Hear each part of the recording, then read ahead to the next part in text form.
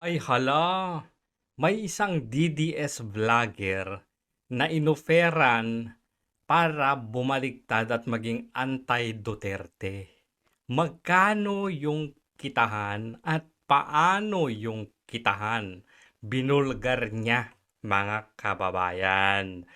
Kaya naman pala itong mga nakakadiring mga bayarang vlogger, may isa akong kilala na magbabakal. Tapos, naging vlogger na lang.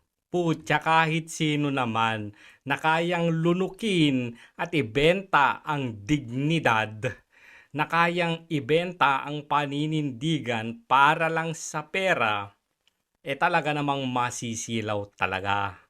O, panoorin natin to ha. Galing ito kay Jesus Duque. Sana panoorin nyo to at tapusin nyo. Ha? Ito yon. Kita nyo yan? Nag-iisip na yung mga vloggers ng DDS ngayon, paninindigan o kwarta. You know? Hindi ako nagbiro dyan. Kahapon dumating ako ng maaga sa EDSA. Pero umalis din ako. Bumalik ako gabi na. During the period na nawala ako, marami naganap sa akin. Yung iba hindi ko sinagot. Diba? Inikot ko yung Metro Manila. Totoo yun. Inikot ko yung mga kalsada. Totoo yun. But there was one thing that I did na hindi ko sinabi. At ngayon ko lang sasabihin dahil nandito na ako sa safe place ko. Ito kasing itong vlogger na to, naglilibot sa Ilocos Norte. Puntahan nyo yung page niya. Nililibot niya yung Ilocos Norte, ine-expose niya yung mga flood control projects sa Ilocos Norte na kung saan si Congressman Sandro Marcos ang kanilang obviously congressman. At yun ay probinsya ng ating Pangulong Bangag. Puntahan nyo lang, malulula kayo sa mga na-discover niya. Tuloy natin to. May kumausap sa akin. Nako, At ang opening statement niya ay malalim na masyado yung away niyo ni ano. Sabi ko, oo kasi namimersonal eh. ito yung kaaway ni Bayot, yun nang nasa Canada. Na yung pagkakaintindi nung tanga na yung motor vehicle ay motorsiklo. Tanga. Siya pala, eto, maalala ko na. Siya pala yung Bayot. Bayot ng Canada. Sabi niya, hindi yan namimersonal. 100 bawat isang comment yan.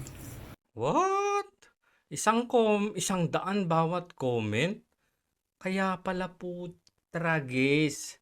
Ang daming mga troll na nagko-comment doon. Alam nyo ba na mura lang bumili ng comments? Alam ko kung paano yan. Alam ko paano nangyayari yan. Pwede kang bumili ng subscribers, pwede kang bumili ng likes, pwede kang bumili ng comments. Mura lang. Kung yung 100 ang bayad bawat comments. Wow, ang laki niya, no? Ano yun? Sabi niya, dito sa amin, kaya kita gustong kausapin, 300,000 a month ang ibibigay namin, basic.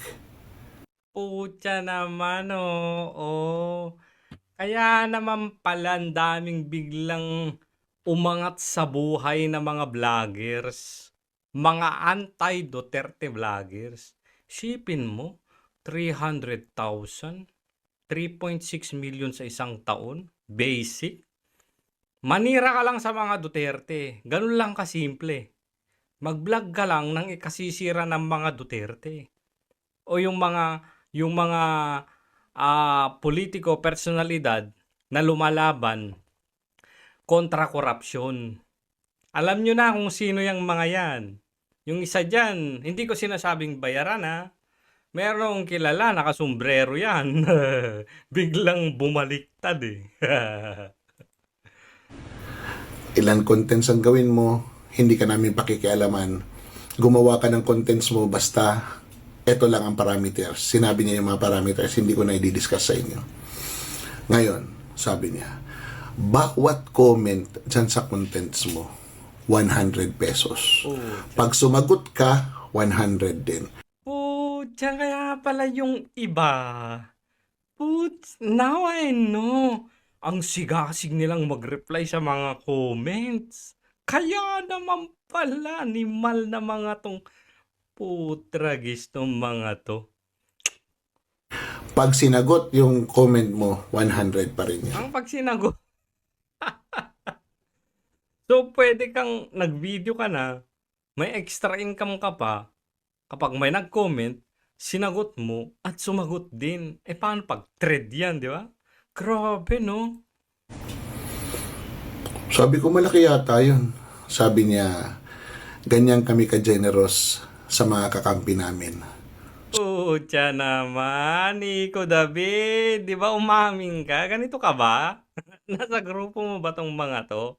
Putya naman, oo. Sabi ko, di marami kayong ano. Sabi niya, oo, pero gusto namin yung style mo. Kasi kakaiba yung style mo. Very humorous at appealing. Mm. Sabi ko, salamat naman at kinonsider niyo ako. So, tapos ayan na, kwento na. Merong isang vlogger na Naku, patay tayo dito. diretso sa PCO. So, What the? May isang vlogger na diretso sa PCO? O baka nasa PCO? Nako po, patay tayo dito. Alam nyo, sa totoo lang, kapag ka ito nagkabuliliaso tong mga to, Diyos ko po Lord, hindi ko alam kung saan pupulutin tong mga taong to. ito yung ano ko understanding ko Hmm. Ngayon, ito siya, mayroon siya mga na-recruit. Itong mga na-recruit niya na mga vloggers, sumistema. Oh, Ang sinasabi nila, hindi sila tatanggap pero meron sila mga grupo na kailangan i-maintain. Yan. Isa doon yung kaibigan natin. ah! Alam ko na yan, kahit hindi mo pangalanan si Bayot. Putragis, nasa Canada ka ng hayop ka. Sorry pero wala namang ibang kaaway ito kundi yung Bayot na nasa Canada Putya naman yan Nasa Canada ka na. Pinatos mo pa rin maging bayarang vlogger, hayop ka.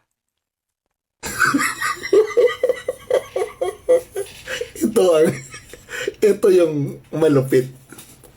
Ang tanong, itong mga kasama niya, itong mga tagapagtanggol niya, itong mga nakakasama niya sa live, nababahagian kaya? Baka in-scam na din niya. Putya. Usually kasi kapag yung mga nakakasama mo sa live, yung mga supporter mo lang na umaakyat-akyat dyan, wala namang bayad yung mga yan Di ba? Yung vlogger may bayad, putya naman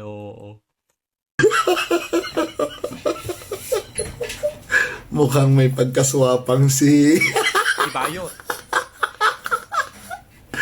Doon ako medyo na-shock. Putris, kaya pala, mabibili niya kahit ano. Ang bilhin niya, matagal na pala siya dyan. Ah, Matagal na pala siya. Nagsimula siya sa 10 pesos per comment. aba, may trial period pa. Parang gano'n di ba? Sa TikTok. Aba pa sa TikTok pa. Ito talaga. Wala ka nang iniwan Si Bayot yan. 10 pesos per comment sa TikTok. Oo. Isipin mo yan. Di ba? Kaya pala kahit anong kasinungalingan, kahit anong katarantaduhan, kahit na mag-agaw buhay na yung utak niya, ilalabas niya kasi for the clicks. Yeah. Bawat click, bawat comment may bayad. Putya. Bawat comment may bayad. Bawat engagement, malulula kayo kung magkano ang bayad per view. Ayoko nang banggitin yung side na yun. Doon na lang tayo sa comment. So, ibig sabihin, meron iba pa. Basic 300,000, iba pa yung comments, iba pa yung pag iba pa yung bayad pag sa bilang ng views. Wow, putang paldong-paldo tong mga hinayupak na to na benta dignidad ng mga animal. Nagpaka-animal para sa pera, buwisit. So ito, maliwanag 'to. DDS 'to, eh. So kinausap siya, ibig sabihin yung kumausap sa kanya, ibig sabihin anti-Duterte. Sabagay, totoo nga naman, wala namang pera kasi sa side na ano, eh, na pagiging pro-Duterte vloggers, eh. Wala naman, bukod lang sa kinikita namin sa views sa YouTube, yun lang, wala na. Pero itong mga hayop na 'to, kahit na magpakatanga pa itong mga putang inang 'to, wala, nilulunok nila. Kahit nagpapakatanga sila, makaatake lang sa Duterte. Totoo, totoo yung mga nakakarating na bali-balita sa amin na pinapasa talaga, pinapasa kung ano yung iko-content. Kunwari may news article, yun yung babanatan nila. Putang ina. Per comment is 100. Di ba? So, 10 na mag-comment sa'yo, 1,000 na kaagad yun. 100 na comments, magkano yun? Wag natin magmat. 10,000. O, di ba? Oh. Can you imagine? Sa 100 comments, nakikita nyo ang haba ng comment. Kung umabot yan ng 1,000 na comments, Di paldo. oh, magkano yun? 100. Yeah. Di ba? Di ba? Very tempting. We finished by saying, Sir, I thank you for considering me. But right now, I am in my belief and in my conviction that although money is important, I have to go by my principles. Correct. Naintindihan naman niya ako. Sabi ko sa kanya, I promise, if there will come a time that our positions would be the same, if my position and your position would align, I would accept that offer because that is very, very generous. But right now, I am doing it on my own, in my terms, and I am happy of what I'm doing. Correct. Yan nga ang maganda sa mga hindi bayarang vlogger. Nagko-content ka ng gusto mo. Nagko-content ka kung kailan mo gusto. Walang nagdidikta sa'yo. Kumpara mo dito sa mga bayarang vlogger na to, na desusi, parang mga robot na dekwerdas ang mga animal. Walang kaluluwa tong mga to. Pinapagalaw sila ng pera. Pera lang ang nasa utak, pera lang ang mahalaga sa kanila. Tapos kapag makapagsalita sila, mapapamura ka na lang talaga kasi yung isa nga, nakasama pa namin yun. Putang inang prinsipyo, pinagpalit sa pera, animal. Yun ang sinabi ko sa kanya. Pero kinabahan din ako. Alam niyo bakit? Going to this kind of negotiations. Panoorin nyo na lang sa kanya yan, guys, ha? Kasi para madagdagan naman yung views niya. Kasi ikukwento niya dyan, kumbaga, bakit hindi man lang niya nakunan ng picture, hindi man lang niya nakunan ng video, o kahit recording man lang.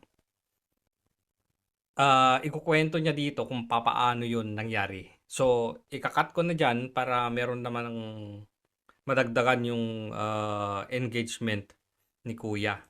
Jesus Duque. Hanapin nyo na lang. Malulula din kayo sa mga videos niya kasi nilibot niya ang Ilocos Norte.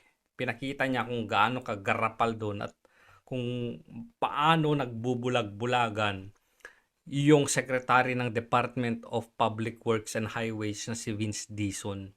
Nakarating na sila sa putang inang Davao, Occidental, Mindoro, kung saan-saan na nakarating.